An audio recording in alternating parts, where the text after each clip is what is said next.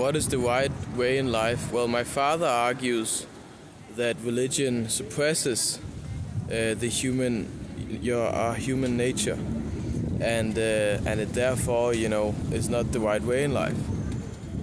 But I'll argue, so there's many people that it says, or let's start with, there's many people like the Sadhu in India. He, gives up all his money, everything, and just lives on the street and lives a life with nothing else but God. There's the monks, they do this also, and Buddhists do it also, and in every religion. So what are they actually doing? Well, Jesus Christ said, the man who wins in life will lose everything, and the man who loses himself to me will gain everything. And what he meant with that was that there's something that is more important than these things we can get in this world. But it's so difficult to understand as a human being. Should I give up everything for something that you say is eternal? Well, there's a more simple way to look at it, which is not theoretical. And that is, if you ever meet a sadhu or, a good Muslim, Muslim pastor, a really strong good Muslim, a faithful Muslim, or a good faithful Christian or monk or nun or something like that, or Buddhist, and you look them in their eyes, you'll see peace. And if you take another person, let's say a person that's successful, as my father says, successful physically, successful because his human instincts are not suppressed. That would be a man, let's say, that successful, has lots of money, has manifested the things he wanted in life, has a nice woman, have, nice car, nice job, has a life that is pretty good, nice friends, let's also say.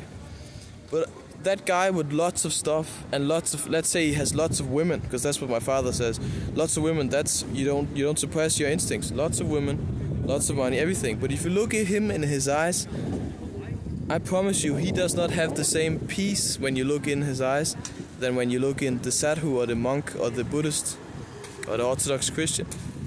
So what is the difference? Why does one person have peace and why does the other not have?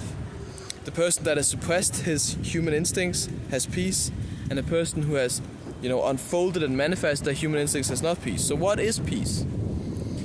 Well, peace is when there's peace in an ocean. Peace is like when an ocean is completely flat and still, and the sun is shining and there's no wind, no waves, nothing. It's completely flat like a mirror. And underneath the fish, they swim around in harmony. And when there's not peace, that means that the ocean is completely, wrecked. There's forces pulling in every direction. The ocean is not harmonious. The wind doesn't, settle with the water. And it's very polarized. And it's not one and whole. So that is what happens when you, unfold your human instincts and just gain them as much as possible. Just, I want lots of women, lots of money, lots of power, and have freedom to do what the fuck I want to. But you won't have peace, and you wouldn't actually even have freedom, but that's another thing, that's another discussion. So, these are the two differences.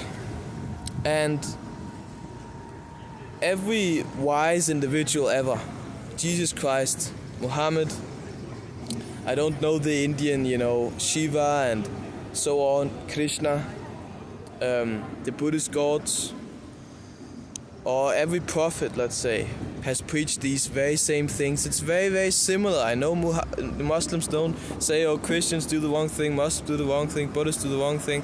There's differences, but there's a lot of similarities. A sadhu monk will give up his life to follow these things, and the same does Jesus Christ say that a Christian should do, and a lot of it is very similar. So what does all this mean? Well, all this means that, as Jung said, the best thing a human being can experience is experiencing his full self. And when the ocean is still, it's whole and it's all together, instead of it's separated and, completely, waves and storms and everything. So, the best feeling, the best thing you can experience in life, Carl Jung, very smart man. Many other people said this. Jesus Christ, Carl Jung, Muhammad, many guys, prophets, gods say that when you're whole and you experience the fullness of yourself, that is the best experience and most meaningful experience of being a human being. And they go so far as saying that that experience is the soul and it continues on forever. Fine. So what does this mean? Well, this means that if you want the best experience, this is what most people do. Oh, I like that the most.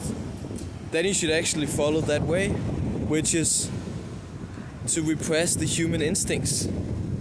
And it's a bad formulation of words. I'll give you an example. So, you have lust to be with women, to watch pornography and so on. And those things can actually control you. Often people try to stop them and they can't. Your lust for your hunger for food, you can't control them. So when you can't control it, it's a part of yourself that is in control. So you, the soul, is not in control, and you're actually a slave to your lusts. You become a slave to them. So you become less free. But so the best experience you can have is wholeness and is peace within. And it's crazy, but you'll find it by giving up your life. So losing it to one of these guys, because Jesus said, follow me and you'll get this way. Muhammad said, follow me and you'll get this way. A lot of, Shiva, whatever, I don't know the Hindu mythology and religion so good, or Buddhism, or Hinduism, blah, blah. But if you follow that way, you will find peace, you'll find wholeness, and you'll get what Carl Jung and many other philosophers, every philosopher basically agrees with these kind of things. You'll find wholeness, which is the greatest experience of being a human being. So that is the way. It's difficult to understand, but it is the way. Don't know what else to really say about it. I think I've said it all. Peace within and fullness of oneself. Wholeness. Yeah, absolutely. And your body is the flesh. Is only momentary, also momentary. You can also think about the rich guy that I gave an example that got everything in his life, lots of women. All the things he has an end, will end at some time, and he will die at some time. But the thing you create when you create peace and wholeness, and this thing you have to experience, you can't find it in theory. Well, it says in all occult and wise text, but you'll have to experience it for yourself. When you experience your soul and these things, you can kind of grasp actually, and it's so odd, but you grasp and understand, like when you just get something in life, that these things are eternal. So you build up something and you put it together completely whole and perfectly within yourself, which is an amazing experience, the best experience a human being can have. And then you get to understand that this thing is eternal, and you won't have fear in your heart. The only thing you should actually fear, you won't have fear of not having enough money, of this and this, because all these things actually are not important in the end. If you took an x-ray and looked and saw everything, you'll only see skeletons walking around. And that's how God sees us. Not a woman, not a man, not this, not that. We're all skeletons. But what we can't see with the x-ray machine is the soul, which exists. And yeah, so many. And if you doubt this and you're like, I don't believe it, I don't think there is any religion that doesn't support the idea that the soul exists and God exists, and that these things are eternal and wholeness is the thing to strive for. I don't think any wise man, like truly wise people, religious scholars, prophets, gods, and also philosophers disagree that wholeness is the purpose of life. And spiritual laws is much greater than physical laws. So these things really are true, and it's difficult if you live in a society like me in Denmark or Norway or Sweden or in the West in general, because you're very easily influenced by people around you, and everybody around you, they don't believe, and they're like, that's stupid. But in schools in Denmark, children are more unhappy than ever before, and we're less spiritual than ever before. And the guy that created the school, Grundtvig, he talked about how everything was actually a spiritual education. That's the most important. But we don't do that in Denmark anymore. But people still say Grundtvig was great, but we don't really follow his word. But yeah, yes, I think I got it, explained it pretty well.